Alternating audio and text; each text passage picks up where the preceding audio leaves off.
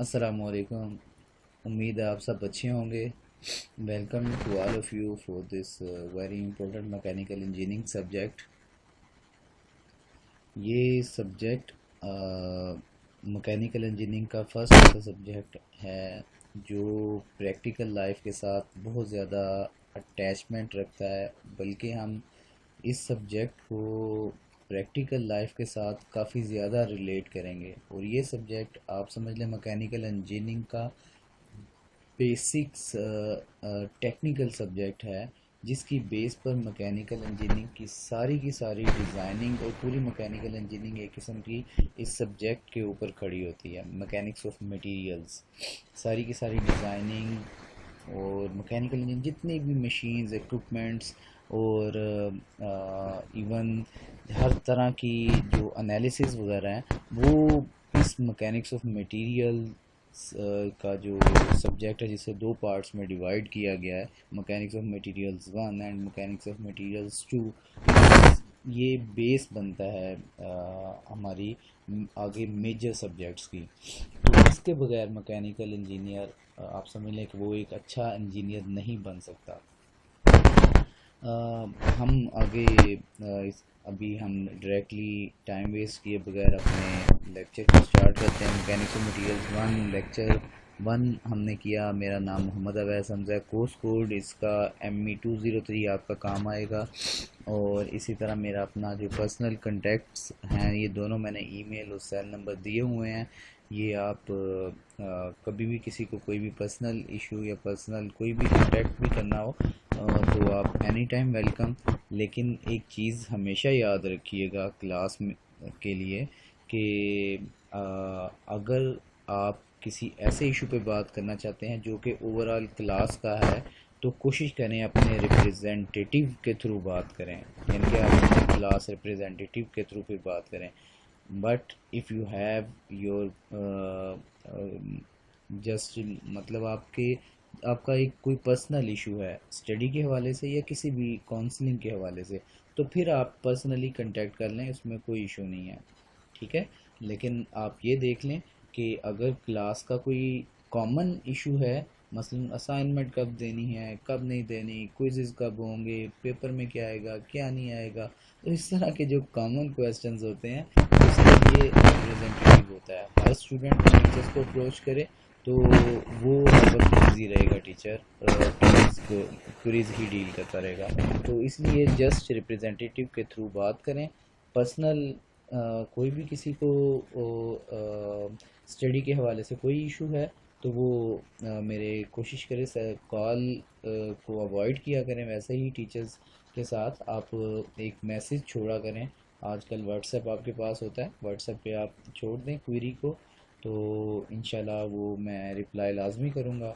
और अगर बहुत एमरजेंसी हो तो फिर कॉल भी की जा सकती है, नो वरीज़। आगे हम स्टार्ट करते हैं अपने मेन कंटेंट्स को।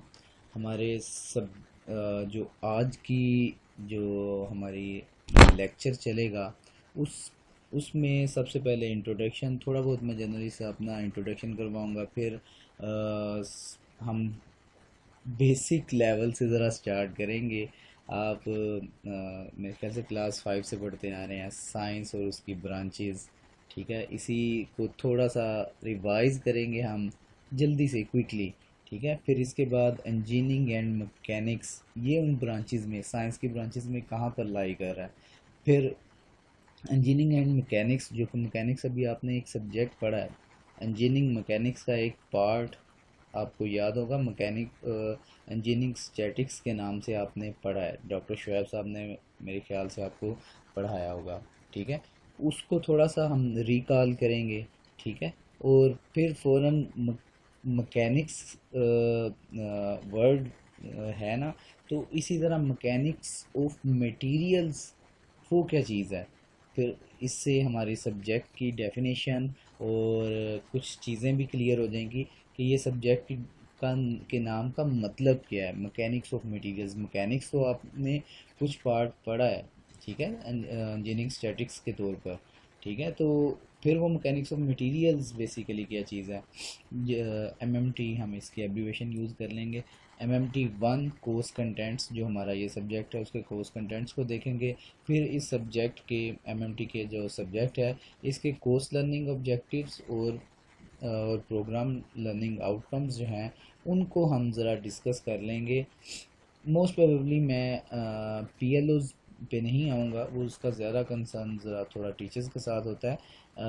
मैं आपको उसके ऑब्जेक्टिव्स, कोर्स के ऑब्जेक्टिव्स क्या हैं, इसको थोड़ा सा हम डिस्कस करेंगे कि हमारे इस कोर्स के ऑब्जेक्टिव्स बेसिकली, एम्स, टारगेट, वो बेसिकली क्या है।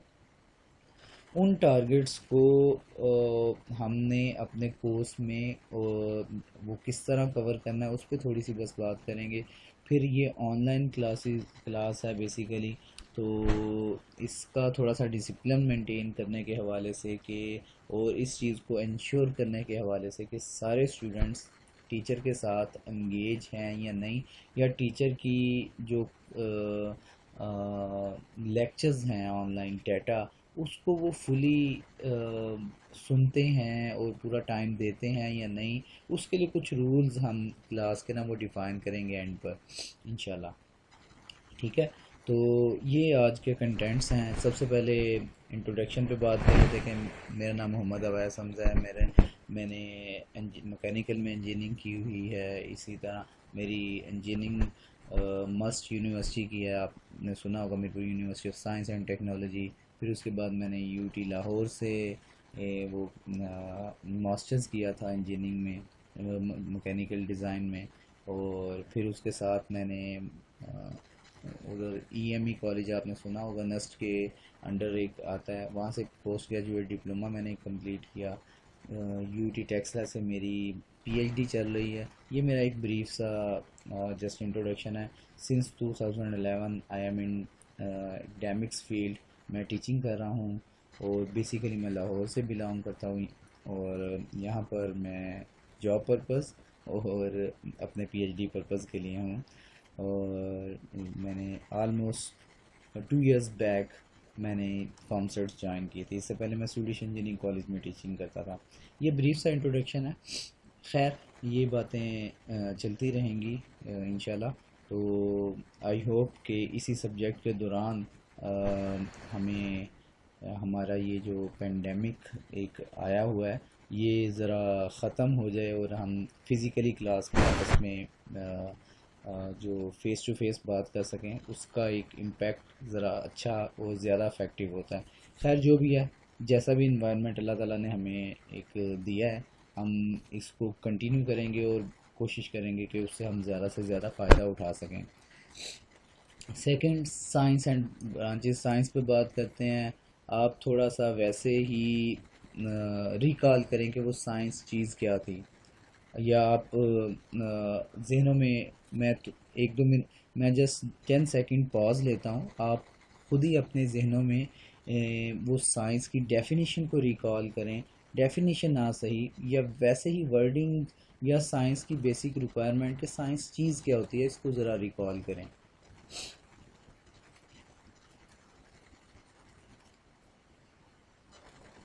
वेल, आपने कुछ ना कुछ रिकॉल किया होगा। ये एक जनरली, वैसे ही मैंने भी साइंस वर्ड लिखा है गूगल पर, इसने एक छोटी सी डेफिनेशन कोई हमें दी है। तो इस डेफिनेशन में, science is a systematic enterprise that builds and organises knowledge in the form of testable explanations and predictions about universe. ये जो यूनिवर्स है जिसमें हम रह रहे हैं, इसके मुतालिक प्रिडिक्शंस को ये देती है, और टेस्टेबल एक्सप्लेनेशंस, ठीक है, कि जो हकाइक पर मुश्तमिल होती हैं उनकी एक्सप्लेनेशंस को प्रोवाइड करती है, ठीक है, उसके नॉलेज को, ठीक है।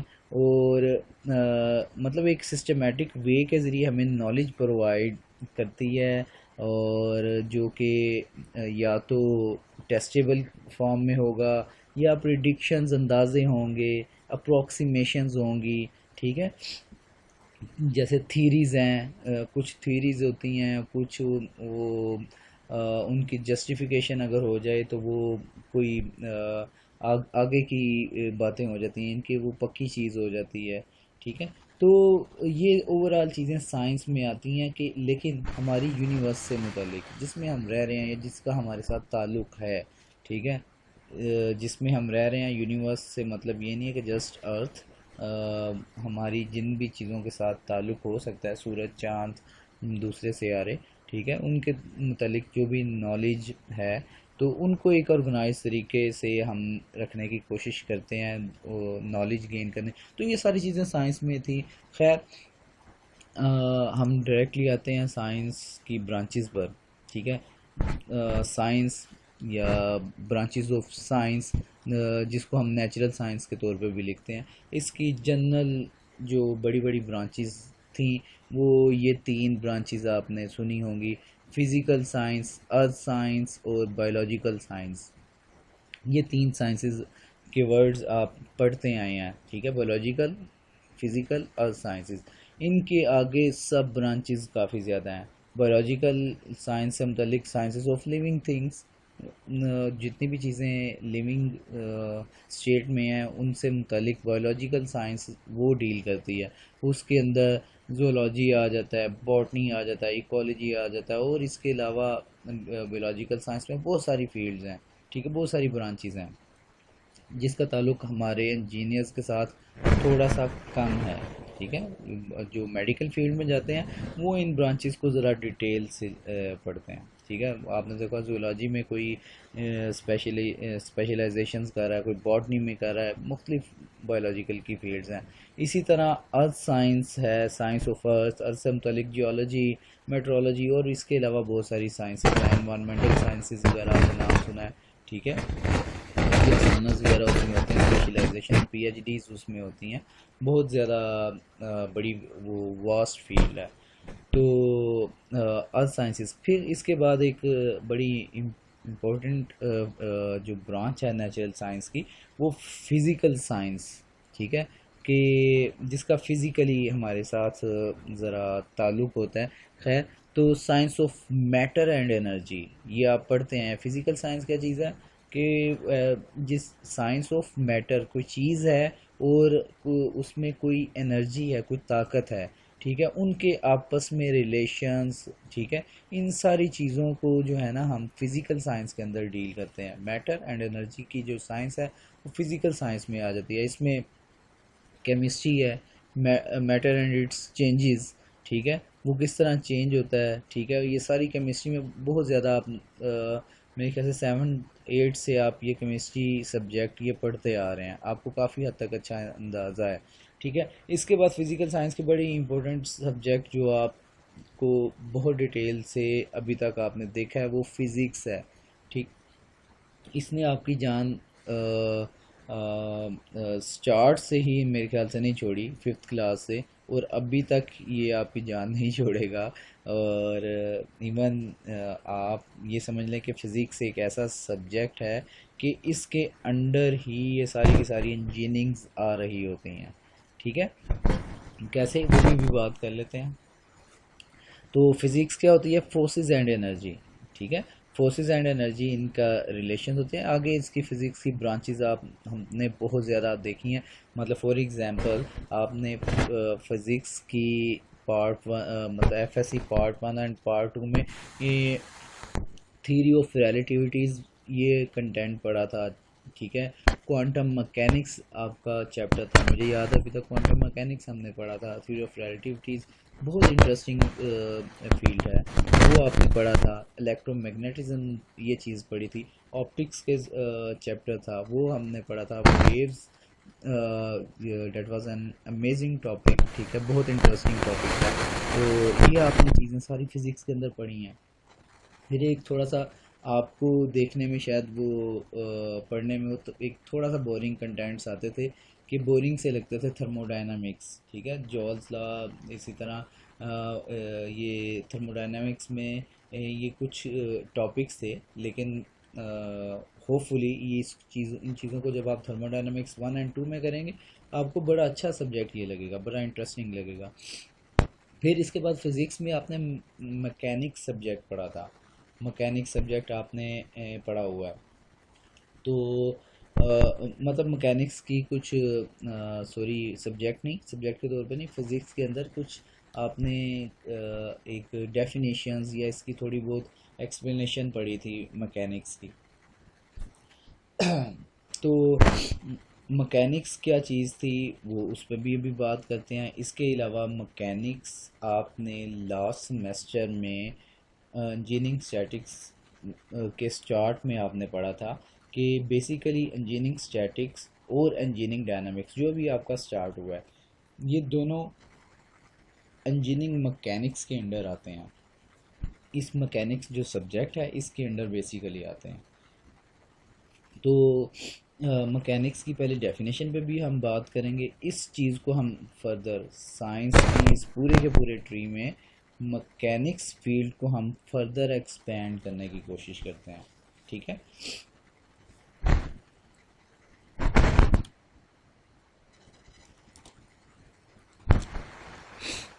मगर इससे पहले कि हम इस मैकेनिक्स को एक्सपेंड करें, इसकी डेफिनेशन को आप रिकॉल करें। मैं 10 सेकंड का पॉज लेता हूँ, आप इसको अपने जहनों में रिवाइज करें कि मैकेनिक्स क्या चीज़ थी।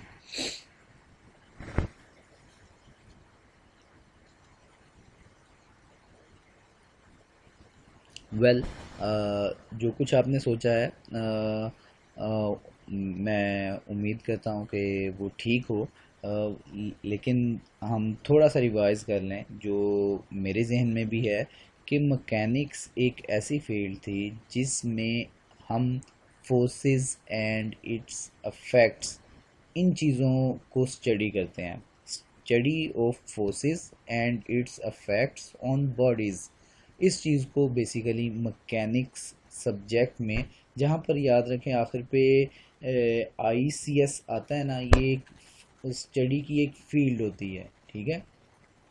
एक साइंस की एक फील्ड होती है जिसको स्टडी किया जाता है। तो मैकेनिक्स एक ऐसी फील्ड है, ठीक है, एक ऐसी ब्रांच है फर्दर साइंस की, ठीक है। साइंस के आगे या सब ब्रांच वो बनती है, फिज़िक्स के अंडर आती है एक ऐसी ब्रांच जिसमें हम बॉडी फोर्सेस और उसकी उन फोर्सेस की वजह से होने वाले अफेक्ट्स, ठीक है। फोर्सेस के इफेक्ट्स काफ़ी तरह के हो सकते हैं। बॉडी एक पोजीशन से दूसरी पोजीशन पे मूव कर जाएगी, एक पोजीशन से दूसरी पोजीशन पे मूव करते हुए एक कांस्टेंट वेलोसिटी के साथ जा सकती है, वेरिएबल वेलोसिटी के साथ जा सकती है, कांस्टेंट एक्सेलरेशन के साथ जा सकती है, वेरिएबल एक्सेलरेशन के साथ जा सकती है। तो मतलब कहने का ये है कि फोर्सेस के बहुत तरह के इफ़ेक्ट्स होते हैं। स्टडी ऑफ फोर्स और इसके जिस भी तरह के इफ़ेक्ट्स हैं उन इफ़ेक्ट्स को स्टडी करना ये मैकेनिक्स के अंडर आता है। फिर अगर हम इस मैकेनिक्स के आगे, मैकेनिक्स वर्ड के आगे इंजीनियरिंग का वर्ड लगा दें, अगर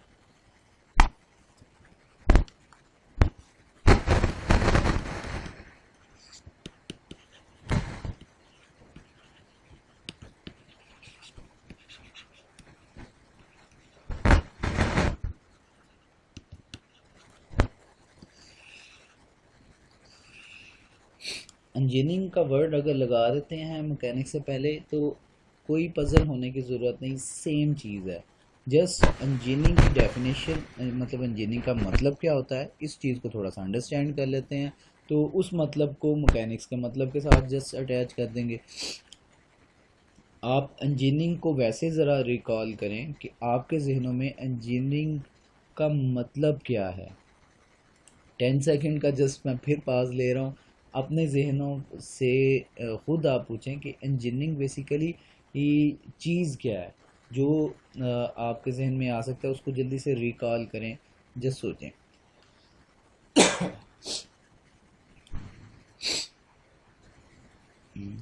चलें, वेल जो कुछ भी आपने सोचा है उसको अपने मतलब जहन के में रखें, और जो मैं अभी बताने लगा हूँ उसके साथ आप कंपेयर कीजिएगा। अभी हम जल्दी से इंजीनियरिंग के मतलब को जस्ट वो गूगल कर लेते हैं कि इसकी मतलब इंजीनियरिंग का मतलब यहाँ पर हमारी डिक्शनरी में वो क्या है, आम तौर पे जो बोला जाता है। जो इसकी एक डेफिनेशन लिखी हुई है, फर्स्ट आप इंजीनियरिंग जस्ट टाइप करेंगे, एक डेफिनेशन से आ जाएगी। Engineering is the application of science and math to solve problems. ठीक है, अब ये सिंपल सी एक वर्डिंग लिखी हुई है, कोई लंबी चौड़ी चीज़ नहीं है कि engineering is the application of science and math to solve problems. हमारी रूटीन लाइफ में हज़ारों और बेशुमार प्रॉब्लम्स, बेशुमार क्वेश्चंस हमारे जहनों में अराइज होते हैं जिनका ताल्लुक़ हमारी रूटीन लाइफ के साथ है। ठीक है, यहाँ से वहाँ पर जाना है, किस तरह जाया जाए, जल्दी कैसे जाया जाए और जल्दी कैसे पहुँचा जाए। ठीक है, तो उनके लिए क्या क्या मशीन्स इस्तेमाल हो सकती हैं। आपने एक डिगिंग करनी है तो कौन सी मशीन इस्तेमाल की जाए, ज़मीन के अंडरग्राउंड पानी निकालना है, किस तरह इस्तेमाल किया जाए।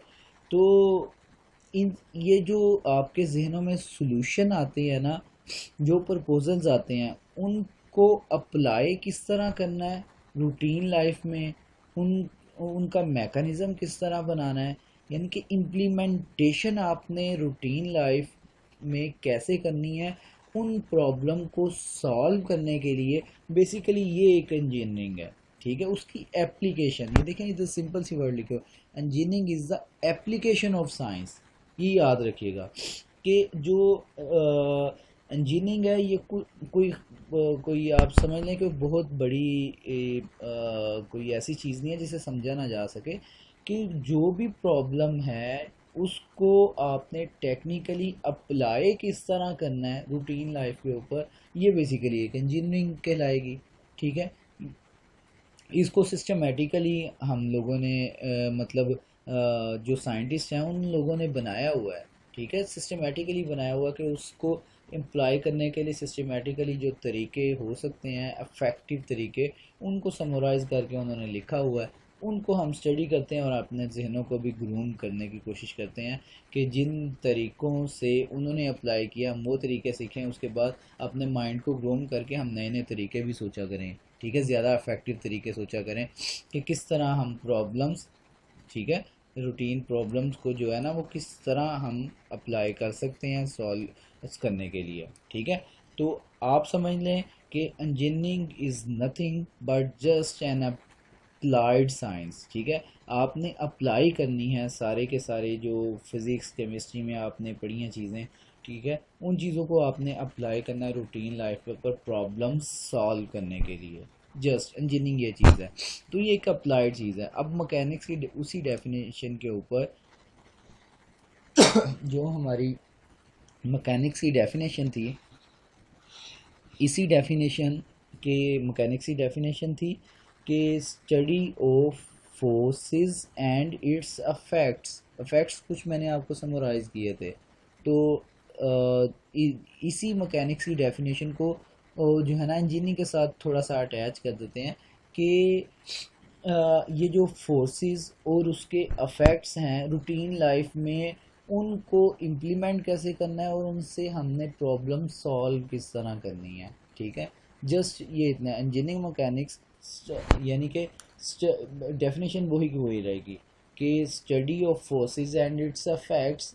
ठीक है, और इसको अप्लाई करके हमने रूटीन लाइफ के प्रॉब्लम कैसे सॉल्व करने हैं। तो आपने डेफिनेशन यही वाली रखनी है जहन में कि study of forces and it's affects on bodies, ये ज़रूरी चीज़ है। ये बेसिकली हमारा इंजीनियरिंग मैकेनिक्स की एक डेफिनेशन है, study of forces and its effects on bodies. Sorry. और तो ये हमारे पास अभी तक इंजीनियरिंग मैकेनिक्स का एक जो डेफिनेशन है ना उसको हमने फाइनलाइज किया। अब हम आगे इसी डेफिनेशन को थोड़ा सा डीपली देखते हैं कि study of forces and its effects on bodies के कोई बॉडी है, उसके ऊपर कोई फोर्स लगी है और उस फोर्स के नतीजे में वो बॉडी में कोई इफेक्ट आया है, कोई पोजीशन चेंज हुई है एक पोजीशन से दूसरी, या वेलोसिटी आई है, या वेरिएबल वेलोसिटी, या कांस्टेंट एक्सेलेरेशन, या वेरिएबल एक्सेलेरेशन, वट एवर, कोई ना कोई इफेक्ट उसमें आया, उन फोर्सेस को जो कि उस बॉडी के ऊपर लगी और उस बॉडी के में पैदा होने वाले इफेक्ट्स, उसकी स्टडी को जो है ना इंजीनियरिंग मैकेनिक्स कहते हैं। अब असल क्वेश्चन है कि जो फोर्सेस लग रही हैं बॉडीज़ के ऊपर, वो बॉडी कितनी तरह की हैं, ये एक ज़रूरी क्वेश्चन है। तो इन बॉडीज़ को देखते हैं। आपने फिज़िक्स के सब्जेक्ट बड़ी डिटेल से पढ़े हैं, बल्कि 5-6 क्लास से पढ़ते आ रहे हैं कि बॉडीज़ कितनी टाइप्स की होती हैं। सबसे पहले हम इस क्वेश्चन को देख लेते हैं कि जितनी तरह की बॉडीज़ जनरली होती हैं उतनी ही तरह की इसकी ऊपर मतलब पैदा होने वाले जो इफ़ेक्ट्स हैं ना बॉडीज़ के, वो भी थोड़े से चेंज हो जाएंगे। अगर तो बॉडीज़ की टाइप्स ही डिफरेंट है तो ये डेफिनेशन आगे फर्दर दो हिस्सों में डिवाइड हो जाएगी इंजीनियरिंग मैकेनिक्स की।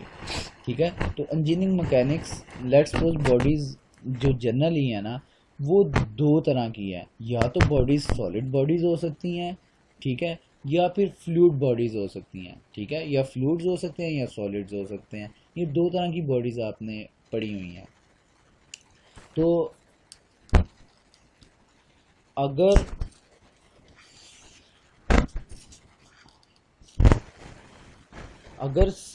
एक टाइप बॉडीज़ की जो है ना वो सॉलिड्स है और दूसरी टाइप जो फ्लूइड्स है, ठीक है, तो इसी के अकॉर्डिंगली मैकेनिक्स, इंजीनियरिंग मैकेनिक्स जो है ना दो हिस्सों में डिवाइड हो जाती है। Mechanics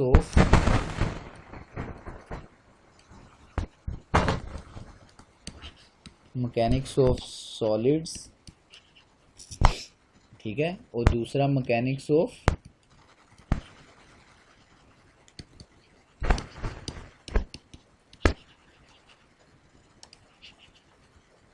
fluids.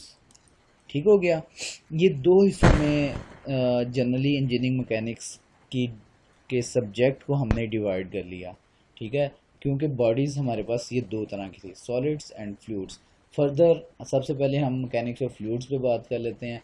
तो फ्लूइड्स आपने कितनी तरह के जनरली देखे हैं, इस पे बात कर लेते हैं कि फ्लूइड की डेफिनेशन क्या होती है। Anything which can flow is called fluids.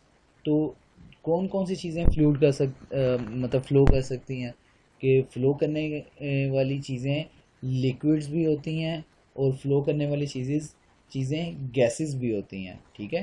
तो ये जो भी चीज़ें आती हैं ना, मतलब जो फ़्लो कर सकती हैं, उन उन चीज़ों के ऊपर फोर्सेस अगर लगें और कोई अंदर इफेक्ट्स जनरेट हों तो वो उसके अकॉर्डिंग मैकेनिक्स ऑफ लिक्विड्स और मैकेनिक्स ऑफ गैसेस इस हिस्सों में डिवाइड होती जाएंगी।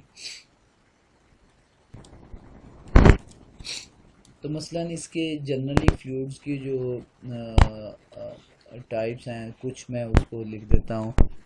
जैसे हमारे पास वो होता है आइडियल फ्लूइड्स होते हैं, फ्लूइड्स की कुछ टाइप्स हैं, ठीक है, आइडियल फ्लूइड्स हैं, फिर विस्कस फ्लूइड्स हैं,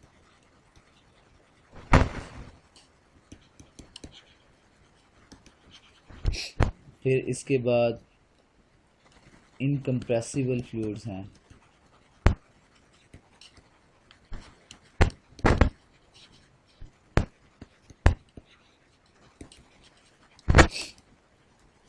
तो ये जितनी भी तरह के फ्लूइड्स हैं, गैसेस भी इसमें आते हैं।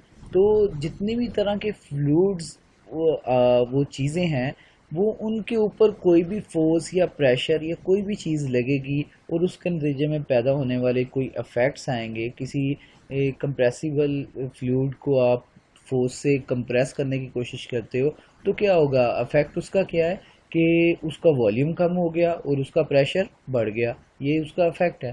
तो इसी तरह की चीज़ें फोर्सेस और उसके इफ़ेक्ट्स को डील करना, स्टडी करना डिटेल से, ये उस दैट पर्टिकुलर ब्रांच की जो है ना वो डेफिनेशन आपकी एक किस्म की कंप्लीट हो जाएगी।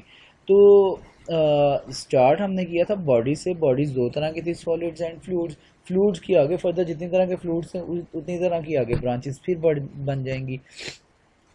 तो मैकेनिक्स ऑफ फ्लूइड्स को छोड़ के हम अब दोबारा सॉलिड्स पर आते हैं कि सॉलिड कितनी तरह के होते हैं।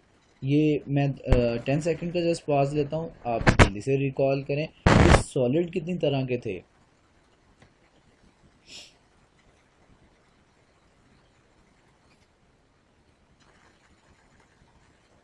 जी, तो होपफुली आपने सोच लिया होगा। तो आपने पढ़ा था कि सॉलिड्स दो तरह के जनरली थे, एक रिजिड बॉडीज और एक डिफॉर्मेबल बॉडीज। ठीक है, रिजिड बॉडीज ऐसे सॉलिड्स थे कि जिनके ऊपर फोर्स लगाएं तो उनकी शेप चेंज नहीं होती।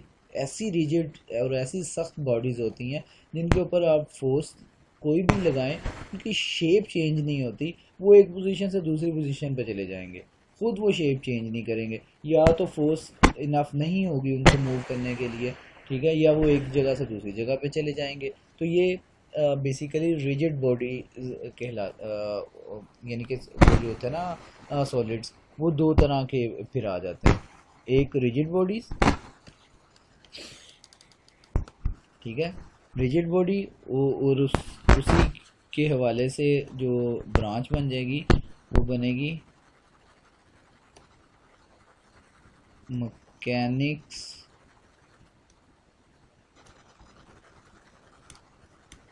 ऑफ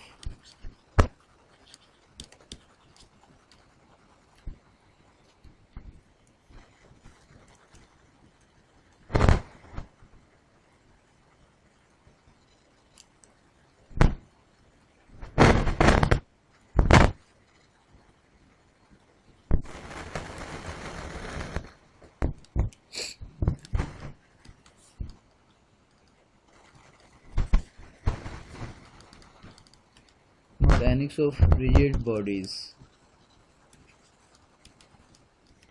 ठीक है, सॉलिड की पहली टाइप रिजिड बॉडीज थी। तो ये उसी के हवाले से इसकी एक ब्रांच बन गई मैकेनिक्स ऑफ रिजिड बॉडीज। तो जैसे इंजीनियरिंग मैकेनिक्स की definition study of forces and its effects, ठीक है, इसी तरह मैकेनिक्स ऑफ सॉलिड्स की definition study of forces and its effects on solid bodies. ठीक है, आगे फर्दर सॉलिड दो तरह के थे, रिजिड बॉडीज और डिफॉर्मेबल बॉडीज। तो मैकेनिक्स ऑफ रिजिड बॉडीज जो ब्रांच बनी उसकी डेफिनेशन क्या होगी, study of forces and its effects on rigid bodies. ठीक है, सेकंड डिफॉर्मेबल बॉडीज था, तो इसका नाम हम रख देंगे मैकेनिक्स ऑफ डिफॉर्मेबल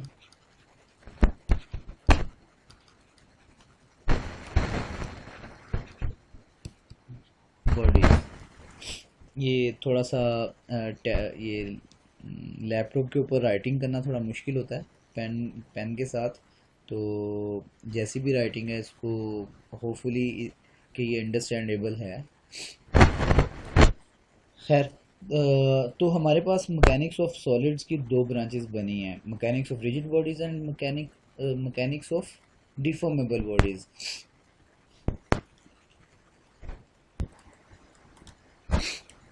तो हमारे पास ये जो दो ब्रांचेस बनी हैं इसमें मैकेनिक्स ऑफ डिफॉर्मेबल बॉडीज़, जिसकी डेफिनेशन है कि study of forces and its effects on deformable bodies. ठीक है, आगे डिफॉर्मेबल बॉडीज़ जो है वो कितनी तरह की हैं वो उस पर हम ज़्यादा डिटेल में नहीं जाते। लेट्स सपोज डिफॉर्मेबल बॉडीज़ एक ही तरह की हैं, लेकिन उसके आगे फर्दर इफेक्ट्स जो है ना वो दो डिफॉर्मेबल बॉडीज़ के ऊपर जब फोर्सेस लगती हैं तो उसके इफेक्ट्स जो हैं वो दो तरह के आते हैं। ठीक है, तो जितनी तरह के इफेक्ट्स आते हैं उस हिस्सों में हम डिवाइड कर लेते हैं। पहला इफेक्ट और दो इफेक्ट आते हैं, जस्ट समराइज में कर देता हूँ। जनरली दो तरह के इफेक्ट डिफॉर्मेबल बॉडीज़ के लिखे जाते हैं। जब किसी भी डिफॉर्मेबल बॉडी मतलब ऐसी बॉडी जिसके ऊपर फोर्स लगाई जाए तो वो हल्की सी डिफॉर्म हो जाए, मतलब कंप्रेस हो जाए, या उसको खींचें तो वो टेंसाइल हो जाए। रबर को पकड़ के दबाएं तो वो कंप्रेस हो जाएगी, खींचें तो लॉन्गेट हो जाएगी। इसी तरह स्टील है, उसको ज़ोर से हैमर करें तो वो थोड़ा सा कंप्रेस हो जाता है, उसको फोर्स लगा के थोड़ा सा खींचने की कोशिश करें, आपने देखा होगा वो लॉन्गेट भी हो जाता है। ठीक है, तो ये डिफॉर्मेबल बॉडीज़ होती हैं। चाहे स्टील भी है, वो भी डिफॉर्मेबल बॉडी में आता है। तो आपने देखा होगा कि पहले जब हम किसी भी रबर के ऊपर फोर्स लगाते हैं, तो जिस कदर फोर्स लगाते हैं उसी कदर स्ट्रेन उसमें होती रहती है। ठीक है, स्ट्रेन होती रहती है, एक जनरल इफेक्ट है। ठीक है, तो ऐसा ऐसा रीजन जिसमें फोर्स जो होती है वो डिफॉर्मेशन के डायरेक्टली प्रोपोर्शनल होती है। ठीक है, या दूसरे लफ्ज़ों में थोड़ा सा मैं एक्सप्लेन करूँ टेक्निकली, कि उसके अंदर पैदा होने वाली स्ट्रेस उसके अंदर पैदा होने वाली स्ट्रेन की डायरेक्टली प्रोपोर्शनल होती है। ठीक है, तो ऐसे रीजन को बोलते हैं इलास्टिक रीजन। ठीक है, कि स्ट्रेस और स्ट्रेन आपस में बेसिकली वो डायरेक्टली रिलेट कर रही हैं। स्ट्रेस और स्ट्रेन होती क्या है, इनको भी हम अभी, क्योंकि सब्जेक्ट में आप नए हैं तो बहुत ज़्यादा पहले आपने नाम नहीं सुने हुए, जबकि आपने स्ट्रेस और स्ट्रेन की डेफिनेशन पढ़ी हुई है। ठीक है, लेकिन फिर भी लेट्स सपोज मैं एज्यूम करता हूँ कि आपको स्ट्रेस और स्ट्रेन का कुछ नहीं पता। जब भी किसी बॉडी को पर फोर्स लगाई जाती है तो उसके वो डिफॉर्म होती है, उस डायमेंशंस अपनी चेंज करती है, या तो कंप्रेस हो जाती है या टेंसाइल, मतलब टेंसाइल का मतलब बॉडी का लंबा हो जाना। कोई बॉडी है, ठीक है, उसके ऊपर इस तरह खींचने वाली डायरेक्शन में फोर्सेस लग रही हैं अगर, ठीक है, तो ये बॉडी की फाइनल शेप जो होगी ना, हो सकता है इस तरह की हो जाए। ठीक है, ऐसे ही है ये, इसे टेंसाइल कहते हैं। अगर दबाने की कोशिश करें फोर्सेस के ज़रिए तो ये कंप्रेस हो जाएगी। ठीक हो गया, तो जब हम फोर्सेस लगाते हैं तो एक ख़ास पॉइंट तक ये बॉडी जो होती है ना, वो डायरेक्टली जितनी फोर्स लगाएं उतना ज़्यादा लॉन्गेट हो रही होती है या कंप्रेस हो रही होती है। उस चीज़ को इलास्टिक रीजन बोलते हैं, इलास्टिक। ठीक है, और उसके बाद इलास्टिक रीजन के बाद एक ऐसा होता है कि फोर्स आप हम कम लगाते हैं लेकिन वो डिफॉर्म ज़्यादा हो रही होती है। जैसे आप मैट्रिक और एफएससी में एक ग्लास ट्यूब को अगर उसके ऊपर फ्लेम के ऊपर रखते हैं और उसको खींचते हैं तो शुरू में थोड़ा ज़ोर लेता है, उसके बाद एक ख़ास पॉइंट आता है कि उसके बाद आप थोड़ा सा ज़ोर लगाते हैं फिर भी वो बहुत तेज़ी से डिफॉर्म हो रही होती है चीज़। ठीक है, तो वो उसका प्लास्टिक रीजन होता है। डिटेल से हम बातें करेंगे इसकी, आप परेशान होने की ज़रूरत नहीं है।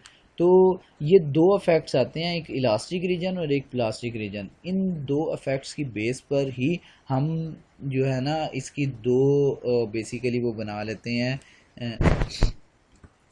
हम दो बेसिकली इसकी फील्ड्स बना लेते हैं। मैकेनिक्स ऑफ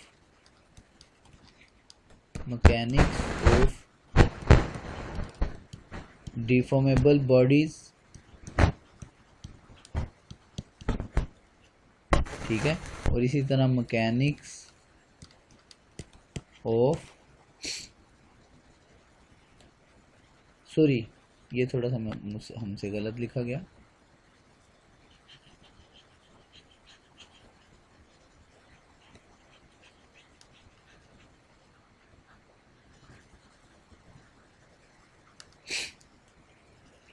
इसको मैकेनिक्स ऑफ इलास्टिक बॉडीज़ कह सकते हैं हम।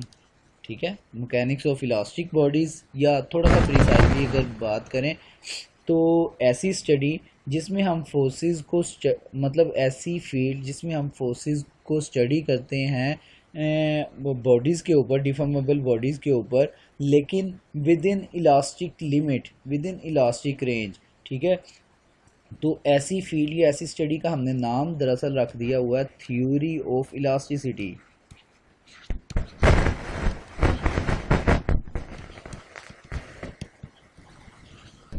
ठीक है, कि ये वही मैकेनिक्स ऑफ डिफॉर्मेबल बॉडीज़ था ना, कि study of forces and it's affects on deformable bodies. तो डिफॉर्मेबल बॉडीज़ में पैदा होने वाला जो एक अफेक्ट था इलास्टिक रेंज वाला, ठीक है।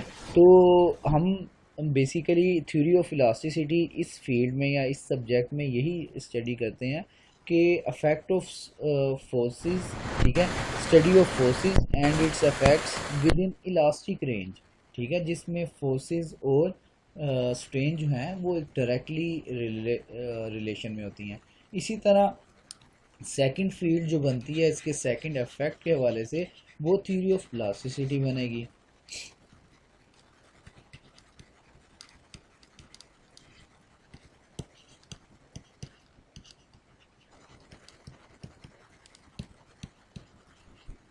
ठीक है, theory of plasticity, theory of elasticity and theory of plasticity, इनकी बहुत ज़्यादा डिटेल अभी नहीं मैं बता रहा, लेकिन ये मैं आपको हिंट दूँ कि हमारा मेन सब्जेक्ट इन्हीं पे डील करेगा। ये डिटेल से हम इसको डिस्कस करेंगे, परेशान होने की ज़रूरत नहीं है। फिर फर्दर हम आगे चलते हैं कि मैकेनिक्स ऑफ रिजिड बॉडीज़, ये बड़ी ज़रूरी चीज़ है। ये इसमें से बहुत सारी चीज़ें आपने पढ़ी हुई हैं। रिजिड बॉडीज़ का मतलब क्या होता है? ऐसी बॉडीज़ जिसके ऊपर अगर फोर्स लगाएं, जैसी मर्जी फोर्स लगाएं, तो वो after the application of force that will remain unchange, ठीक है, उसकी डायमेंशंस जो होंगी वो अनचेंज होंगी, वो डिफॉर्म नहीं होगी किसी भी तरीके से।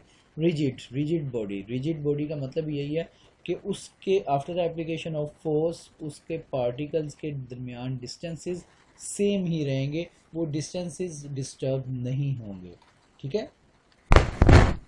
तो हम आगे चलते हैं कि रिजिड बॉडीज़ के ऊपर जब फोर्स लगाई जाती है तो अब रिजिड बॉडी एक ही तरह की है कि उसके ऊपर उसके पार्टिकल्स के दरमियान डिस्टेंस चेंज नहीं होगा, यानी कि वो डिफॉर्म नहीं होगी जितनी मर्जी हम फोर्स लगा लें, ठीक है।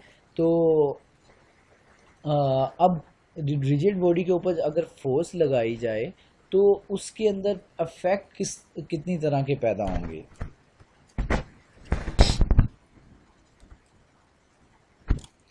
अच्छा, रिजिड बॉडीज़ के ऊपर जब फोर्सेस लगती हैं तो इसके अंदर पैदा होने वाले इफ़ेक्ट्स की हम बात करते हैं कि इसके अंदर इफ़ेक्ट्स कितनी तरह के पैदा होंगे। फॉर एग्ज़ाम्पल, किसी भी रिजिड बॉडी के ऊपर आपने फोर्स लगाई तो सबसे पहले ये होगा कि या तो पॉसिबिलिटीज़ हम अभी बात करने लगे हैं। सबसे पहली पॉसिबिलिटी तो ये है कि लेट्स सपोज उसके ऊपर 10 न्यूटन हमने किसी बॉडी के ऊपर फोर्स लगाई, बॉडी के ऊपर 10 न्यूटन हमने फोर्स लगाई, ठीक है। तो हो सकता है कि ये बॉडी की जो है इसका वेट काफ़ी ज़्यादा था और ग्राउंड के ऊपर इसकी ट्रैक्शन इतनी ज़्यादा है, ट्रैक्शन मतलब रेजिस्टेंस इतनी ज़्यादा है कि 10 newton force is not going to disturb और डिस्प्लेस इट्स पोजीशन, ठीक हो गया।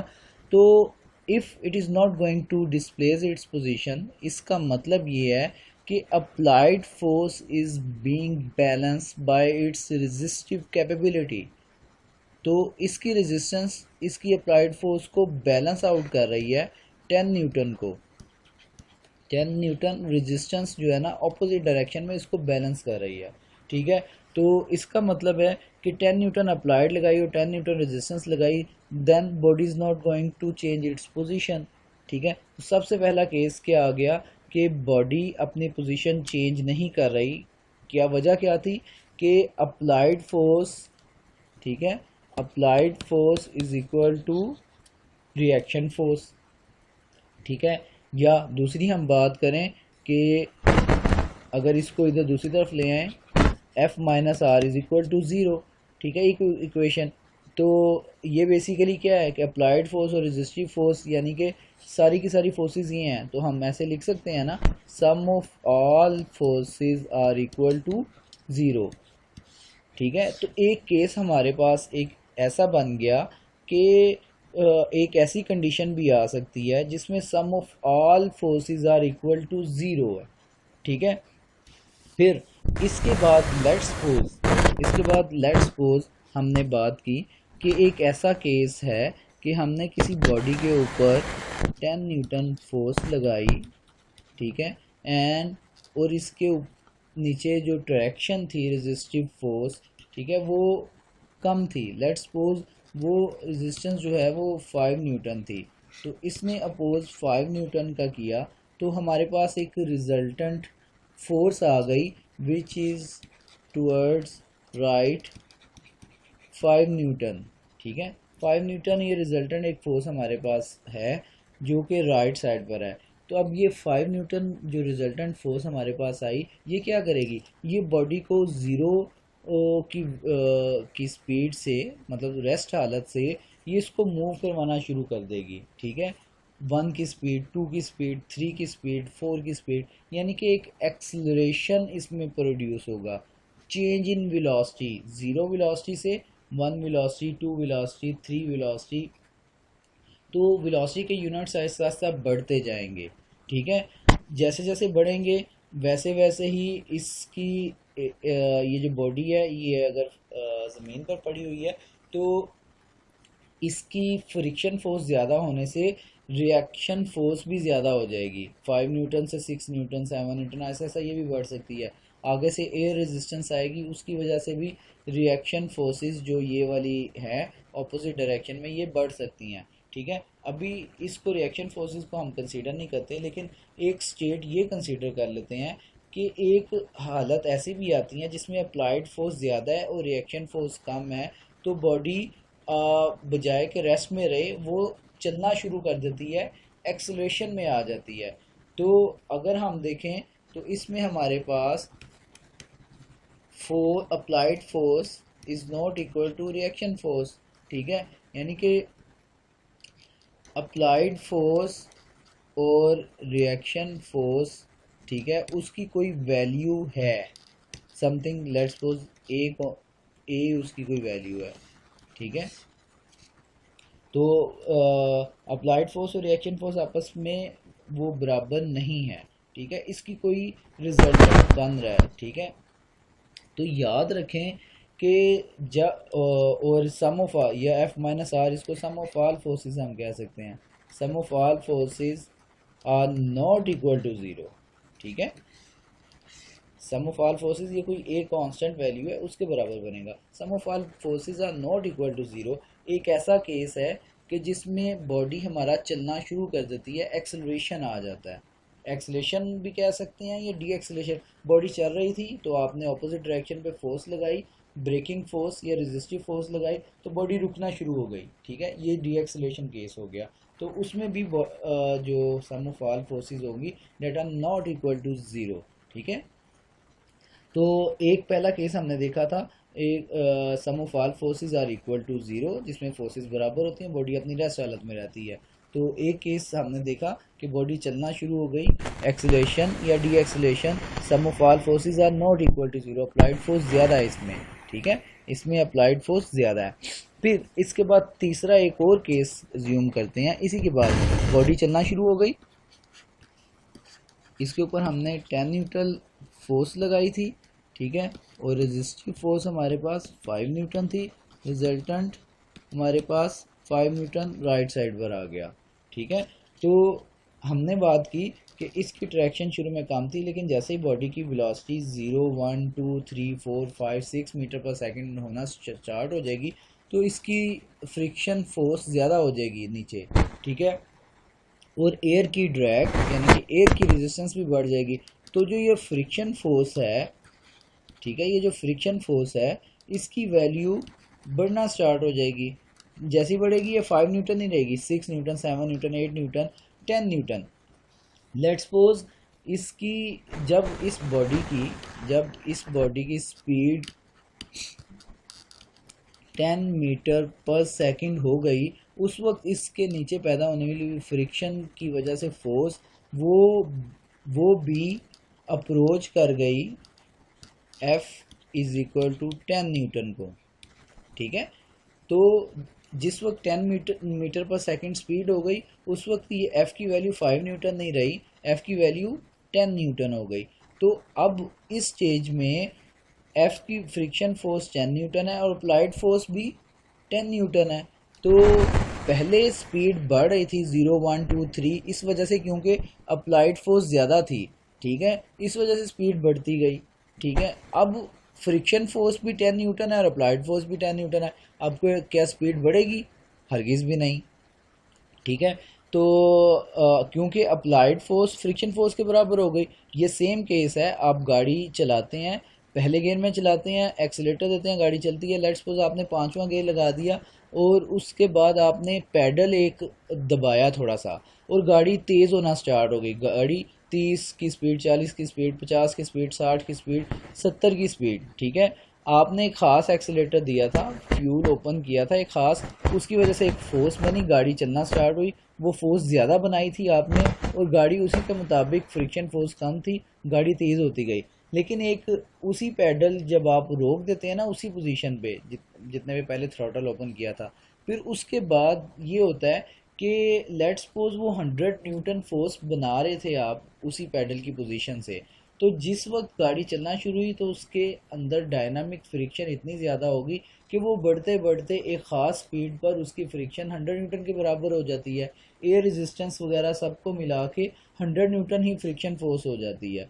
अब गाड़ी की स्पीड, पहले तो गाड़ी की स्पीड इसलिए बढ़ रही थी क्योंकि आपने एक्सीलेटर पेडल प्रेस किया ज़्यादा और 100 न्यूटन फोर्स बनाई और पहले फ्रिक्शन फोर्स 50 न्यूटन थी लेट्स सपोज, तो वो गाड़ी तेज़ होती गई। तो जब आहिस्ता आहिस्ता फ्रिक्शन फोर्स जो है बैरिंग्स वगैरह की, व्हील्स की और आगे से एयर फ्रिक्शन की, जब वो बढ़ते बढ़ते 50 से बढ़ते बढ़ते 100 न्यूटन पर हो गई, तो अप्लाइड फोर्स जो आपने एक्सीलेशन पेडल अपने पाँव से आपने इंजन में खोली थी 100 न्यूटन, वो और फ्रिक्शन फोर्स 100 न्यूटन वो भी बराबर हो गई।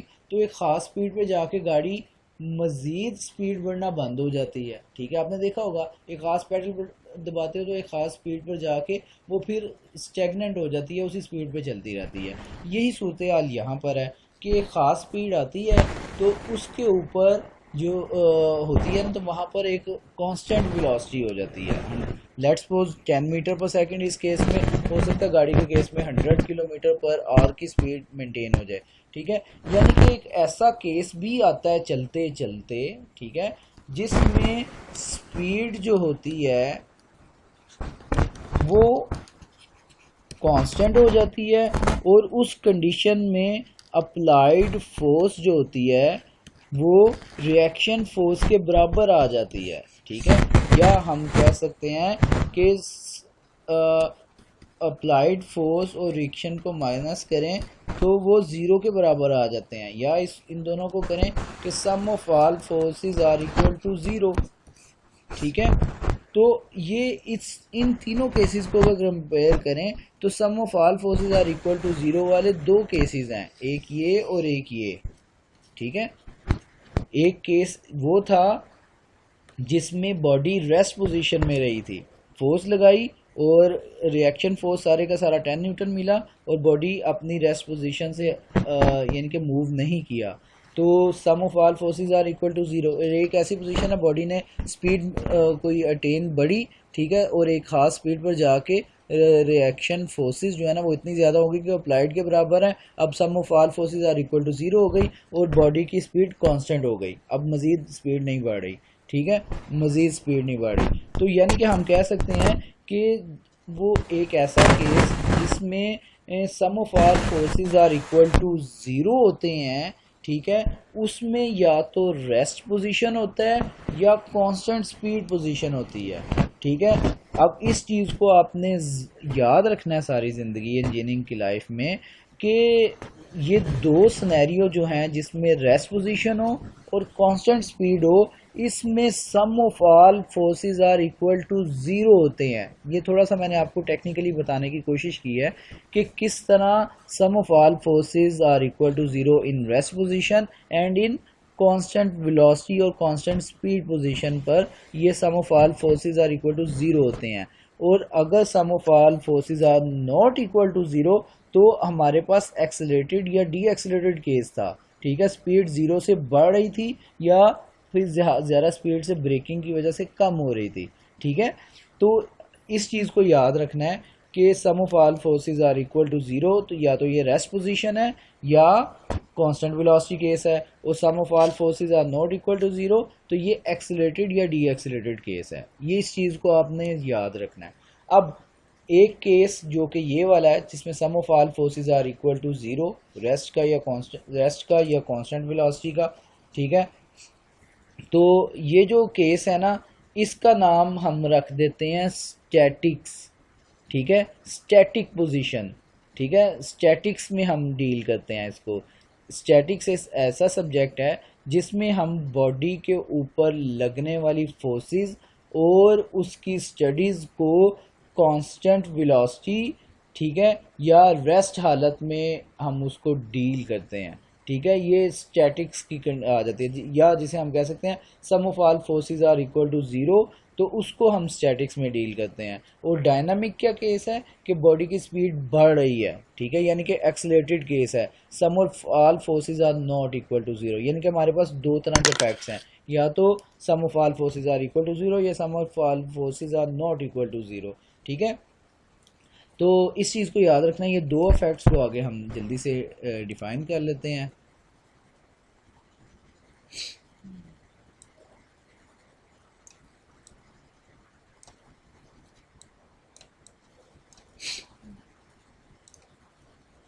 यानी कि हमारे पास जो दो तरह की आ गए फील्ड्स, इंजीनियरिंग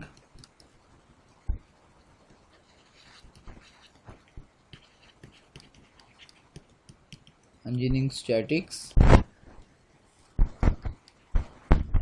और इंजीनियरिंग डायनामिक्स, ठीक हो गया। इंजीनियरिंग स्टैटिक्स और डायनामिक्स। इंजीनियरिंग स्टैटिक्स की क्या थी खूबियाँ कि sum of all forces are equal to zero, ठीक है, और इसमें रेस्ट हालत भी आ जाती है और कांस्टेंट वेलोसिटी भी आ जाती है, ठीक है। इन दोनों केसेस में sum of all forces are equal to zero. Engineering dynamics sum of all forces जिसमें are not equal to zero, ठीक है, ये एक्सेलरेटेड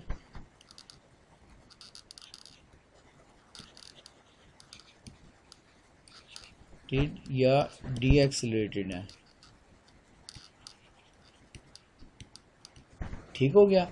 एक्सेलरेटेड या डी एक्सेलरेटेड केस है इंजीनियरिंग स्टैटिक्स और इंजीनियरिंग डायनामिक्स, ठीक है। ये दो हमारे पास रिजिड बॉडीज़ की जो है ना फर्दर फील्ड्स आ गई। Mechanics of rigid bodies, study of science in which we study forces and its effects on rigid bodies, ठीक है। आगे अगर फोर्सेस लग रही हैं किसी बॉडी के ऊपर और वो बॉडी जो है ना या तो रेस्ट हालत में या कांस्टेंट वेलोसिटी के साथ मूव करना शुरू कर दिया, यानी कि sum of all forces are equal to zero, तो हम इसको इंजीनियरिंग स्टैटिक्स में डिवाइड कर लेते हैं, उसको बोलते हैं, ठीक है। और अगर रिजिड बॉडी के ऊपर फोर्सेस लगी हैं और that are not equal to zero, ठीक है, उसका रिजल्टेंट ज़ीरो के बराबर नहीं है, तो जिस तरफ को रिजल्टेंट की डायरेक्शन होगी उस तरफ को एक्सीलरेशन प्रोड्यूस होगी, ठीक है। तो इसे इंजीनियरिंग डायनामिक्स में डील करते हैं, जो कि आप सब्जेक्ट पूरे का पूरा पढ़ना आपने स्टार्ट किया है, ठीक है। पहले आपने इंजीनियरिंग स्टैटिक्स पढ़ा डॉक्टर शुएब से, अब डॉक्टर शुएब से आप इंजीनियरिंग डायनामिक्स पढ़ रहे हैं, ठीक है। तो ये चीज़ आपको अच्छी तरह पता होनी चाहिए कि मैकेनिक्स में ये कहाँ पर लाई कर रहे हैं आपके ये दोनों सब्जेक्ट्स, ठीक है, और इनमें आपस में फ़र्क क्या है। होपफुली आपको ये एक रिवीजन अच्छी हुई होगी और कुछ एडिशन हुआ होगा।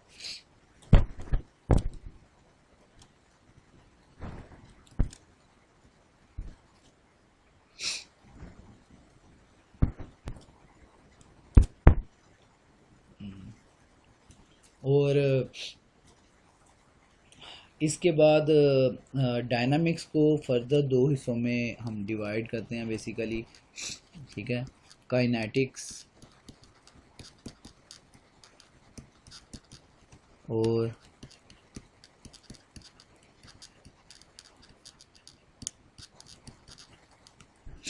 ठीक हो गया। काइनेटिक्स और काइनामेटिक्स ये दो अप्रोचेज़ हैं बेसिकली डायनामिक्स में। कि हम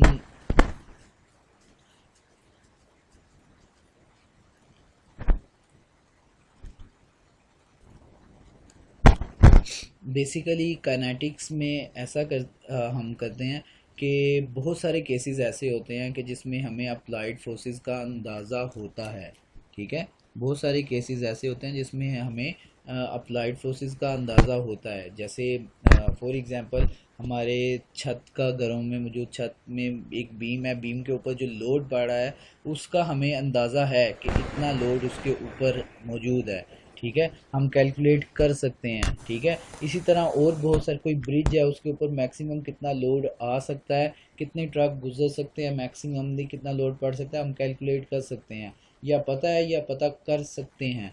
ठीक है, तो ऐसे केसेस जिनका अंदाज़ा हमें हो सकता है या होता है, उन केसेस को काइनेटिक्स में क्या डील करते हैं उस स्टडी को, और फोर्सेस को नॉन रखते हुए उसके अफेक्ट्स को फाइंड आउट करने की कोशिश करते हैं। अफेक्ट्स यानी कि उसके पोजीशन चेंज, उसकी वेलोसिटी, उसका एक्सेलरेशन, उन चीज़ों को हम फाइंड आउट करने की कोशिश करते हैं।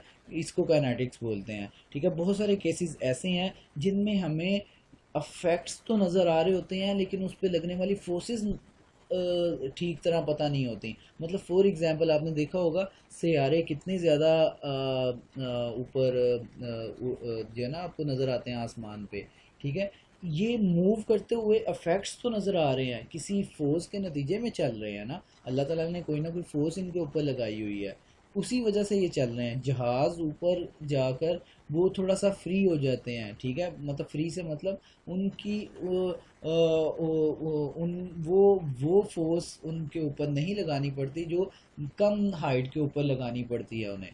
ठीक है, तो उसके ऊपर और बहुत सारी फोर्सेस आ जाती हैं। इसी तरह बहुत सारे जो है ना केसेस ऐसे हैं जिन के अफेक्ट्स तो हमें नज़र आ रहे होते हैं कि चीज़ें मूव कर रही हैं, एक जगह से दूसरी जगह जा रही हैं, वेलोसिटी आ रही है, एक्सेलेरेशन आ रही है, लेकिन उस पर लगने वाली जो फोर्सेस है ना, वो उनका हमें आइडिया नहीं होता कि वो कितनी है मैक्सिमम, उनको कैलकुलेट करना बहुत डिफिकल्ट है। तो एक ऐसी ब्रांच जिसमें हम जो रीज़न वाली फोर्सेस है ना उनको डिस्कस किए बगैर या उनको डील किए बगैर हम अफेक्ट्स को फाइंड आउट करने की कोशिश करते हैं ना, ऐसी फील्ड को हम काइनेमेटिक्स बोलते हैं।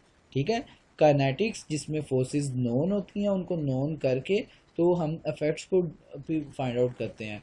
काइनेमेटिक्स जिसमें जो फोर्सेस की रीजंस है ना उनका भी नहीं पता होता, उनको अननोन ही रखते हैं, उनको डील ही नहीं करते, ऐसी इक्वेशंस बनाते हैं जिसमें फोर्सेस का जिक्र ही ना हो और इफेक्ट्स जो है ना वो हमें मिलें। जैसे आपने एक बड़ी जो है वो इक्वेशन आपको याद होगा, तीन इक्वेशंस आपने काइनेमेटिक्स की थी, उसमें से एक equation S is equal to V T plus half A T square. ठीक है, इसमें देखें आप फोर्स कोई भी नहीं है, वी टी।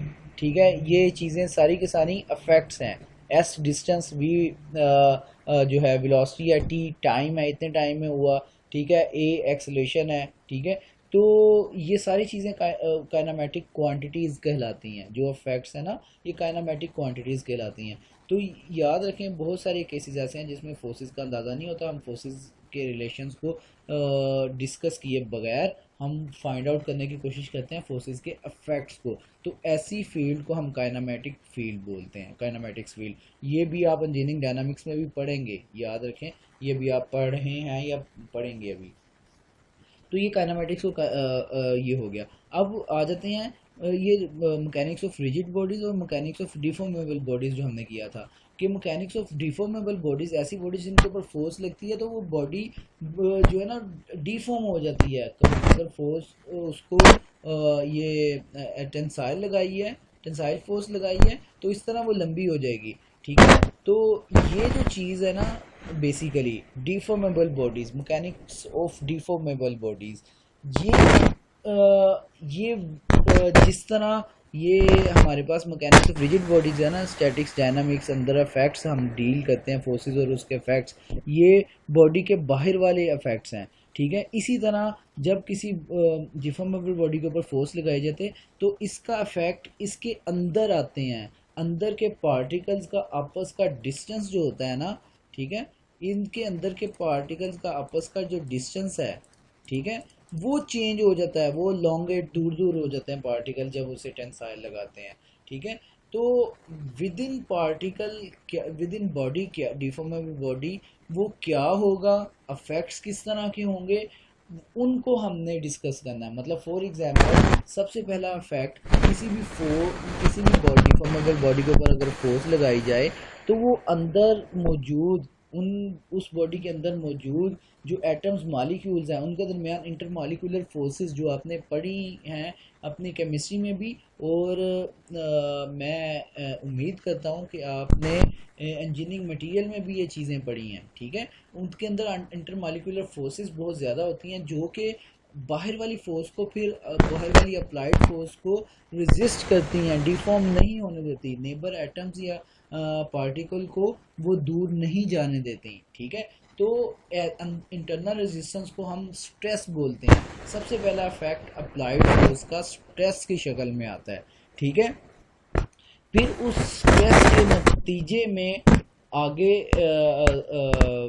सॉरी मैं इस चीज़ को थोड़ा सा रिवाइज करूँगा, मैं थोड़ा सा गलत बोल गया हूँ, ठीक है। सबसे पहले जब आप फोर्स लगाते हैं, मैं इसको करेक्ट करता हूँ डिटेल से, एक स्टेप बीच में छोड़ गया था थोड़ा सा, ठीक है। जब आप फोर्स लगाते हैं ना, सबसे पहले दो पार्टिकल्स को, मतलब लेट्स सपोज एक बॉडी है जैसे कि अभी हमने शो की है, ठीक है, ये बॉडी है, ठीक है।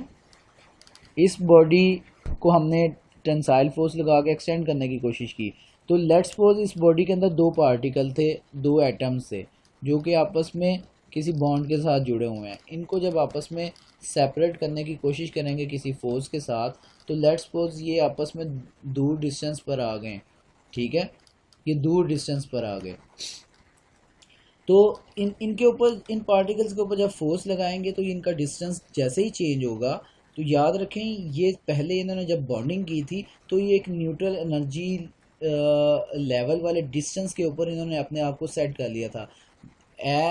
जैसे ही as we disturb its distance, ठीक है, दरमियान वाला जो आर डिस्टेंस होता है उनको जैसे डिस्टर्ब करते हैं, these particles are going to attract each other according to the disturbance, ठीक है। तो ये रिएक्शन शो करते हैं और फोर्स ऑफ अट्रैक्शन लगाते हैं अपने नेबर पार्टिकल पर, ठीक है। जो इनका पार्टनर है उसको ये अट्रैक्ट करने की कोशिश करते हैं कि ये मेरी बॉन्डिंग में है, मैं I am not going to let it go, ठीक है। ये पूरा जोर लगाता है जिस कदर इसकी बॉन्डिंग होती है, ठीक है, ये इसको दूर नहीं जाने देता। इसकी जो फोर्स ऑफ अट्रैक्शन होती है ना, ठीक है, उसी को हम बेसिकली स्ट्रेस बोलते हैं, ठीक है। और वो स्ट्रेस एक अफेक्ट है कि किसी भी डिफॉर्मेबल बॉडी के ऊपर आपने फोर्स लगाई, ठीक है, और उसका अफेक्ट एक आया स्ट्रेस की शक्ल में, ठीक है। तो सबसे पहला फैक्ट तो ये था, फोर्स लगाई आपने, डिस्टेंस इसका चेंज किया, इस डिस्टेंस चेंज को हम स्ट्रेन बोलते हैं, ठीक है, change in length per unit original length, ठीक है।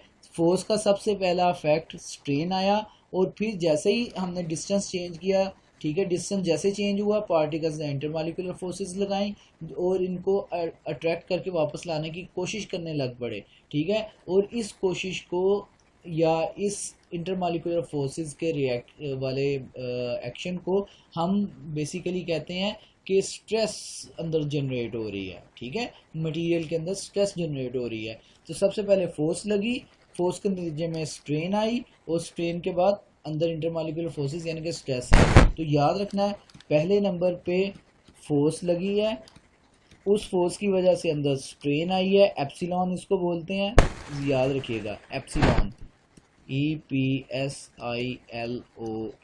ठीक है। और तीसरे नंबर पे जैसे स्ट्रेन आई तो अंदर इंटरमॉलिक्यूलर फोर्सेस पैदा हुई, तो अंदर एक स्ट्रेस जनरेट होगी, ठीक है, सिग्मा इसे बोलते हैं, सिग्मा स्ट्रेस, ठीक है। तो फोर्स की वजह से स्ट्रेन, स्ट्रेन की वजह से स्ट्रेस। मैंने एक क्वेश्चन भी किया था अभी असाइनमेंट में कि स्ट्रेन की वजह से स्ट्रेस होती है या स्ट्रेस की वजह से स्ट्रेन होती है, तो याद रखिए स्ट्रेन पहले होती है फिर स्ट्रेस आती है, ठीक है।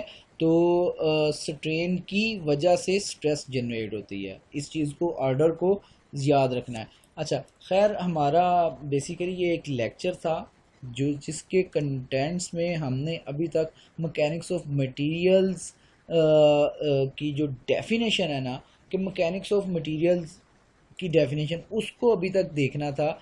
इसमें basically mechanics of deformable bodies जो है ना, वो उसको शॉर्ट करके हम एमएमटी का नाम भी दे देते हैं, ठीक है। एमएमटी, मैकेनिक्स ऑफ मटेरियल्स, के कोई भी मटेरियल है उसके ऊपर फोर्स लग रही है, ठीक है, उसके ऊपर जो फोर्स लगेगी वो विद इन मटीरियल क्या इफेक्ट्स होंगे, कितनी स्ट्रेन जनरेट होगी, कितनी स्ट्रेस जनरेट होगी, उन सारे इफेक्ट्स, फोर्सेस और उसके इफेक्ट्स की स्टडी को मैकेनिक्स ऑफ डिफॉर्मेबल बॉडीज़ या मैकेनिक्स ऑफ मटेरियल्स सिंपली हम बोल देते हैं। तो याद रखें, हमारा सब्जेक्ट ब्रांचेस ऑफ साइंस में फर्दर इंजीनियरिंग मैकेनिक्स और इंजीनियरिंग मैकेनिक्स में चलते चलते यहाँ पर हमारा मैकेनिक्स ऑफ डिफॉर्मेबल बॉडीज़, ये सब्जेक्ट को हमने स्टडी करना है, ठीक है, जिसमें थ्योरी ऑफ इलास्टिसिटी और थ्योरी ऑफ प्लास्टिसिटी भी आएगी। थ्योरी ऑफ प्लास्टिसिटी का टच बिल्कुल थोड़ा सा हम अभी रखेंगे, बाकी ओवरऑल हमारा सारे का सारा थ्योरी ऑफ इलास्टिसिटी पे डील करेगा, ठीक है। इसमें से बहुत सारे सब्जेक्ट आपने पढ़ लिए हुए हैं, जैसे कि इंजीनियरिंग स्टैटिक्स आपने पढ़ लिया, इंजीनियरिंग डायनामिक्स पढ़ रहे हैं आप, ठीक है। इसी तरह फ्लूइड मैकेनिक्स आप शायद इस सब्जेक्ट इस सेमेस्टर में आपका शायद वो भी आ रहा है, ठीक है।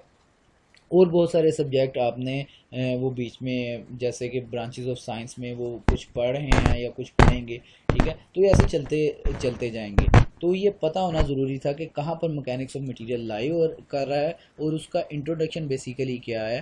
तो उसके इंट्रोडक्शन के लिए अभी तक हम अपने कंटेंट में 4 पॉइंट पर आए हैं, और इंशाल्लाह अगले लेक्चर में हम मैकेनिक्स ऑफ मटेरियल 1, ये जिसका इंट्रोडक्शन हमने लिया है, इसका कोर्स कंटेंट्स को डील करेंगे, फिर हमारे सब्जेक्ट के कोर्स लर्निंग ऑब्जेक्टिव्स को डील करेंगे, फिर क्लास रूल्स को भी डील करेंगे। क्लास रूल्स को मैं जनरली बस थोड़ा सा आपको बता देता हूँ कि याद रखिएगा कि ये जो लेक्चर है ना, जैसे आपने ये किया है, इस लेक्चर को आपने सुनते वक्त पूरा जैसे क्लास में आप नोट डाउन करते हैं ना, इसी तरह हैंड रिटन आपने इसको नोट डाउन करना है। 3 4 5 6 पेजेस जितने भी बनते हैं, 4 से 5 पेजेस, वो आपने हैंड रिटन आपने नोट किया करने हैं। उसके टॉप राइट कॉर्नर पर अपना नाम और अपना रजिस्ट्रेशन नंबर और लेक्चर नंबर आपने मेंशन करके तो मुझे ईमेल किया करनी है, ठीक है। मुझे आप ईमेल करेंगे अपना, और ईमेल के सब्जेक्ट के अंदर जस्ट आपने लेक्चर नंबर 1 जो है ना वो लिखना है आपने, ठीक है, लेक्चर नंबर 1 समरी।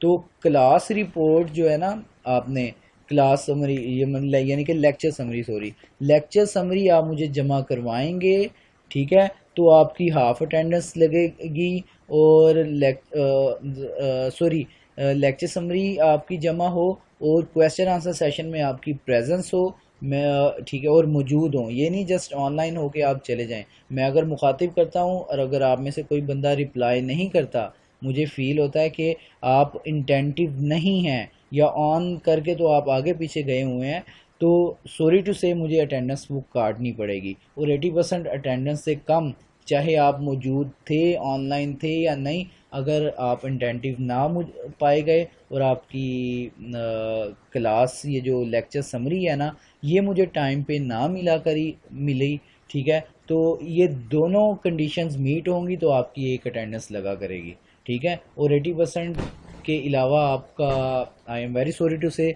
कि आप जो है ना वो क्वालिफाई नहीं कर सकेंगे एग्ज़ाम देने के लिए। और आपकी मोटिवेशन के लिए कि आप प्रॉपर लेक्चर सुने, प्रॉपर लेक्चर समरीज बनाएं और प्रॉपरली क्वेश्चन आंसर सेशन में कंट्रीब्यूट करें, ठीक है। इसके लिए सॉलिड 5 मार्क्स मैं आपको असाइन करूंगा अटेंडेंस के, ठीक है। सॉलिड 5 मार्क्स का मतलब है you are going to update your grade by 1 value, ठीक है। अगर आपका बी नेगेटिव है तो वो बी हो जाएगा, अगर बी है तो बी पॉजिटिव हो जाएगा, ये याद रखिएगा।